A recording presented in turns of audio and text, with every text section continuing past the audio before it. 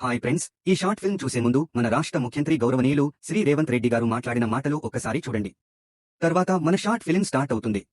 ఒక చిన్న రిక్వెస్ట్, ఈ వీడియో ఎక్కడ స్కిప్ చేయకుండా చివరి వరకు చూసి మా కాన్సెప్ట్ సరైనదని అనిపిస్తే ఒక లైక్ చేయండి. అలానే మీకు ఎలా అనిపించింది అనేది ఖచ్చితంగా కామెంట్ చేయండి. ఇంకో విషయం, ఈ షార్ట్ ఫిల్మ్ మేము 2017లో ఒక మామూలు స్మార్ట్ ఫోన్లో తీసి ఎడిట్ చేశాము. ఇప్పుడు చేసింది కాదు. దాదాపు 7-8 సంవత్సరాల అవుతుంది. అందుకని వీడియో క్వాలిటీ విషయంలో కొంచెం అడ్జస్ట్ అవ్వండి. Thank you. అయితే నేను ప్రత్యేకంగా మా అక్కల్ని మా చెల్లెళ్ళని నేను అడగదలుచుకున్నా. ఇంట్లో పిల్లల్ని పెంచడం తెలిసిన నైపుణ్యం ఉన్న మా అక్కలు పెరడిలో 2 చెట్లు పెంచితే ఎంత అద్భుతంగా ఎంత గొప్పగా ఉంటుందో ఈరోజు మా అక్కలందరూ కూడా అమ్మ పేరు మీద చెట్టు నాటాలి అని దేశ ప్రధానమంత్రి గారు ఏదైతే అన్నారో, అమ్మ పేరు మీద పిల్లలు చెట్లు నాటితే తమ పిల్లలను చూసుకున్నట్టుగా పెంచడానికి అమ్మలు కూడా తలా 2 చెట్లు నాటి పెంచితే తెలంగాణ మొత్తం హరిత వనం అవుతుంది.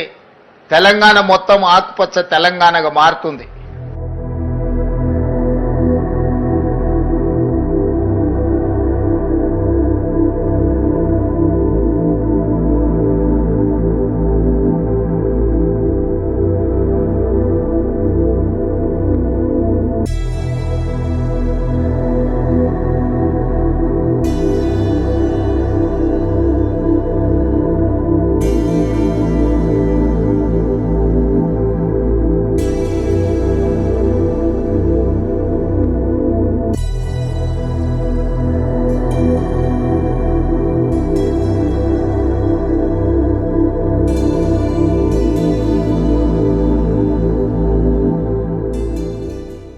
నా పేరు వరుణ్.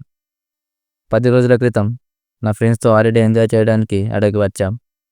నిన్న రాత్రి వాళ్ళందరూ వెళ్ళిపోయారు. నాకెందుకో వెళ్ళాలని అనిపించలేదు. ఎందుకంటే ఎంత ఆలోచించినా అర్థం కావటం లేదు.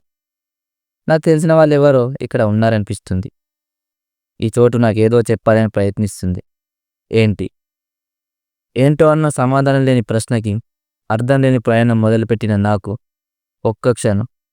ఆ ఒక్క క్షణం నా మనసు అడిగే ప్రతి ప్రశ్నకి సమాధానం తెలిపింది. ఇన్ని రోజుల నా ప్రయాణంలో నేను గుర్తించలేని ఒక నిజం ఈ క్షణం నా కళ్ళ ముందు కనబడుతుంది. నువ్వు ఒక చెట్టు. నీకు నాకు ఏ సంబంధం లేదు. ఇష్టంగా దగ్గరికి రావడానికి ప్రేమ లేదు, కష్టంగా దూరం వెళ్ళిపోవడానికి పగ లేదు. కానీ నువ్వు నాకు కావాలి. మండుతున్న సూర్యకిరణాలను తట్టుకోవడానికి నువ్విచ్చే నీడ కావాలి. హానికరమైన కలుషితమైన గాలితో నిండిన ఈ పర్యావరణంలో నువ్వు వదిలే స్వచ్ఛమైన ఆక్సిజన్ కావాలి. వర్షాలు కురిసి ప్రపంచం దాన్ని తీర్చుకోవాలన్నా నువ్వు కావాలి. ఈ సృష్టిలో కొన్ని కోట్ల జీవరాశులు నిత్య మనుగడ సాగించాలన్నా నువ్వు కావాలి. ఇలా నేను బ్రతకడానికి అవసరమైన ప్రతి విషయంలో నువ్వు కావాలి అంటూ నేను నిన్ను ఎందుకు కాపాడుకోలేకపోతున్నాను అర్థమవుతుంది. ఎందుకంటే నేను కేవలం నా స్వార్థం కోసమే బ్రతుకుతున్నాను. నేనే కాదు, ఇక్కడ ప్రతి జీవి తమ స్వార్థం కోసం ఎదుటి జీవుల మీద ఆధారపడి బ్రతుకుతున్నాయి. ఈ క్షణం వరకు ఈ ప్రపంచంలో స్వార్థం లేని జీవి ఉండదు అనుకున్నా, కానీ నువ్వు ఉన్నావని గుర్తించలేకపోయావు. మా స్వార్థం కోసం నీ చుట్టూ ఉన్న పరివారాన్ని అంతం చేస్తున్నావు. నువ్వు మాత్రం మా క్షేమాన్ని కోరుకుంటున్నావు. నీ ప్రాణాలు తీస్తున్నా, నువ్వు వెళ్ళిపోయే చివరి క్షణంలో కూడా మాకు ఊపిరినిస్తున్నావు. ఇలా ప్రతి జీవిని సమానంగా చూస్తూ ఈ సృష్టికి ప్రాణం పోసే నువ్వు ఏ జీవికైనా వెలకట్టలేని ఓ గొప్ప స్నేహితుడి. నీడలా నా చుట్టూ ఉండి ప్రతి క్షణం నా క్షేమం కోరే స్నేహితులను వదిలి వెళ్ళడం ఇష్టం లేకే ఇక్కడ ఉండిపోయానని అర్థమవుతుంది. అస్తమిస్తున్న సూర్యుడు తిరిగి ఉదయిస్తాడన్నది అందరికీ తెలిసిన నిజం. నువ్వు లేనిదే సృష్టి లేదు అన్నది అందరూ తెలుసుకోవాల్సిన నిజం. నాకు తెలుస్తుంది. నా బాధ్యతగా ఇంటి చుట్టూ 4 మొక్కలు నాటుతాం. 4 ఏళ్లకు చెట్లు అవుతాయి. ఇక మీద ఎప్పటికీ విడదీయలేని మంచి స్నేహితులవుతాయి. ఇది నా ఆలోచన. ఇలానే ప్రతి ఒక్కరు చెట్లను స్నేహితులుగా భావించి ప్రేమతో 4 మొక్కలు నాటితే మన భారతదేశం జనాభా 120 కోట్ల పైనే. ఆ లెక్కన 4 ఏళ్లకి 480 కోట్ల పైనే చెట్లు.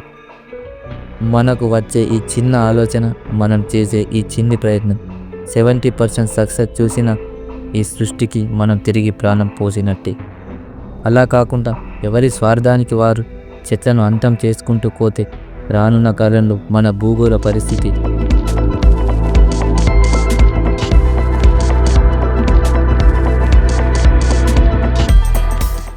అలా జరగకుండా ఉండాలంటే మార్పు మన నుండే మొదలవ్వాలి.